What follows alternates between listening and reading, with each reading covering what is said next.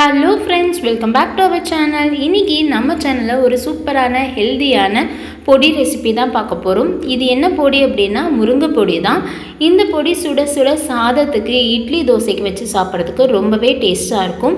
முருங்கைக்கீரை சாப்பிட கஷ்டப்படுறவங்க இந்த மாதிரி பொடியாக செஞ்சு வச்சுட்டு டெய்லி 1 ஸ்பூன் 2 ஸ்பூன் சாப்பிட்டு வந்திங்கன்னா முருங்கைக்கீரையோட பெனிஃபிட்ஸ் எல்லாம் நமக்கு கிடைக்கும்.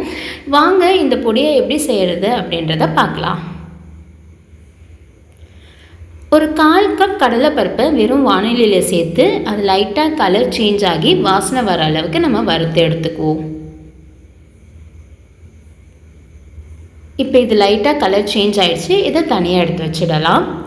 அதே அளவு உளுந்தம்பருப்பையும் சேர்த்து லைட்டாக கலர் சேஞ்ச் ஆகி வாசனை வர அளவுக்கு வறுத்து எடுத்துக்கலாம். இந்த பொடி நம்மளோட ஹேர் ஃபாலை கண்ட்ரோல் பண்ணும், ஹார்ட்டுக்கு நல்லது, டயபெட்டிஸ் இருக்கிறவங்களுக்கும் கண்ட்ரோல் பண்ணும்.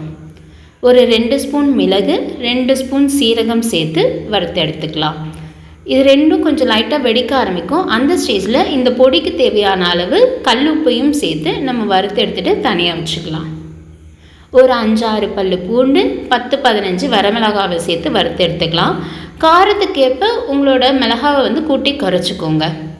இப்போ இது கூட நம்ம முருங்கைக்கீரையை நல்லா க்ளீன் பண்ணி வீட்டுக்குள்ளேயே உலர்த்தி வச்சுருக்கோம். இது நல்ல சருகு மாதிரி ஆல்ரெடி இருக்குது. இருந்தாலும் இதை நம்ம லைட்டாக சூடேற அளவுக்கு நம்ம வறுத்து எடுத்துக்கலாம். வானிலையில் போட்டு இந்த மிளகாவோடு சேர்த்து நம்ம வறுத்து எடுத்துக்கலாம்.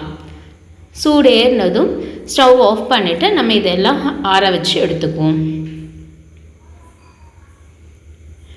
ஹார்ட்டுக்கு நல்லது, டயபெட்டிஸ் இருக்கிறவங்களுக்கு கண்ட்ரோல் ஆகும், டைஜஷனை இன்க்ரீஸ் பண்ணும்.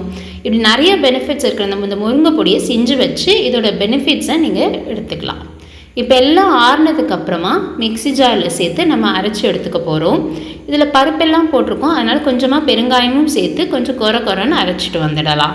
கட்டி பெருங்காயமாக இருந்தால் கொஞ்சம் எண்ணெய் ஊற்றி அது பொரிஞ்சு வந்ததும் அதை நீங்கள் போட்டு அரைச்சி எடுத்துக்கலாம்.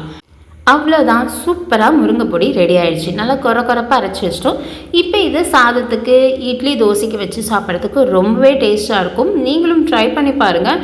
ட்ரை பண்ணி பார்த்துட்டு எப்படி இருந்துச்சுன்னு சொல்லுங்கள். இந்த வீடியோ உங்களுக்கு பிடிச்சிருந்தா லைக் பண்ணிக்கோங்க, உங்கள் ஃப்ரெண்ட்ஸ் அண்ட் ஃபேமிலிஸ்க்கு ஷேர் பண்ணுங்கள். இன்னும் நீங்கள் சேனலை சப்ஸ்கிரைப் பண்ணாமல் இருக்கீங்கன்னா சேனலை சப்ஸ்கிரைப் பண்ணிக்கோங்க. தேங்க்யூ.